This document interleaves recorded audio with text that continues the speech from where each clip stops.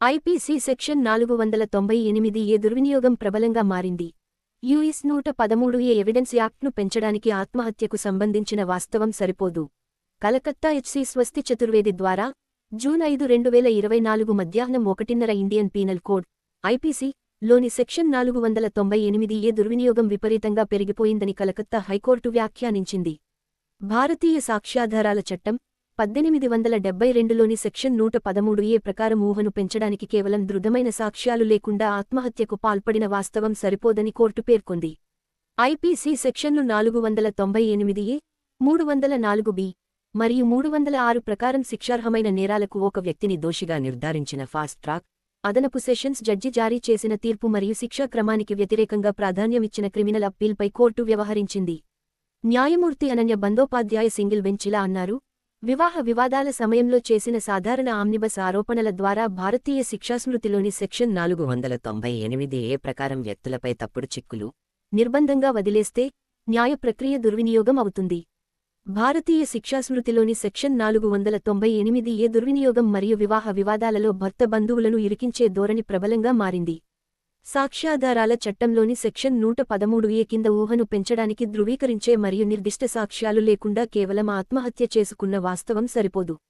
అప్పీలుదారు, దోషి తరఫు న్యాయవాది ప్రబీర్ కుమార్ మిత్రా, ప్రతివాది, రాష్ట్రం తరఫున న్యాయవాది ఆనంద్ కేసరి హాజరయ్యారు.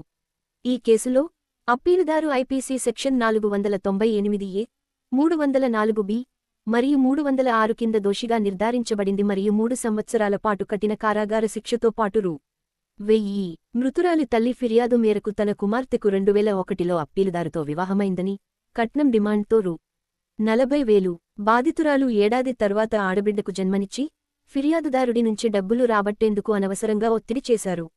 తన భర్త జీవితకాలంలో ఫిర్యాదుదారుడు డబ్బును సమర్థవంతంగా అందించాడు. అయినప్పటికీ ఆమె భర్త మరణించిన తర్వాత డిమాండ్లను తీర్చడంలో విఫలమైంది. దీంతో బాధితురాలిని ఆమె భర్త, అత్తమామ, అత్తగారు శారీరకంగా, మానసికంగా హింసించారు. ఇది కూడా చదవండి. క్రూరత్వం రుజువైన తర్వాత విడాకుల దావా డిక్రీ చేయాలి మరియు దాంపత్య హక్కులను పునరుద్ధరించాలి.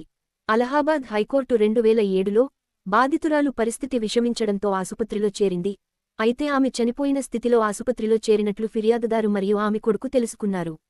భర్త, అత్తమామల వేధింపులు తాళలేక బాధితురాలు 2007లో తెల్లవారుజామున ఉరివేసుకుని ఆత్మహత్యకు పాల్పడినట్లు తేలింది. తన కుమార్తె తమ వద్ద దాచిపెట్టిన సూసైడ్ నోట్ రాసిందని విశ్వసనీయ వర్గాల ద్వారా ఫిర్యాదుదారుడికి తెలిసింది. దీని ఆధారంగా ఫిర్యాదు దాఖలైంది మరియు అప్పీలుదారుపై అభియోగాలను రూపొందించింది. అప్పీలుదారు దోషిగా నిర్ధారించబడినందున అతను హైకోర్టు ముందు ఉన్నాడు. పై వాస్తవాలను దృష్టిలో ఉంచుకుని హైకోర్టు భారతీయ శిక్షాస్మృతిలోని సెక్షన్ 306 ప్రకారం నేరాన్ని ఏర్పరచడానికి, సెక్షన్ 306లోని నేరాన్ని ఆకర్షించడానికి ప్రేరేపించడం లేదా ప్రేరేపించడం వంటి ఆసన్నమైన చర్య ఉండాలి. ఇండియన్ పీనల్ కోడ్ అనుమానం కాకుండా తక్షణ కేసులో వరకట్నం డిమాండ్పై బాధితురాలిని హింసించిన అప్పీలుదారు యొక్క బహిరంగ చర్య నిర్ధారించబడలేదు. బాధితురాలి తల్లి మరియు సోదరుడి సాక్ష్యం, అప్పీలుదారు మరియు బాధితురాలు వివాహిత జంటగా తెలిసిన మరియు వారి సాధారణ కార్యకలాపాలను చూసిన ఇతర సాక్షులచే ధృవీకరించబడలేదని కోర్టు పేర్కొంది.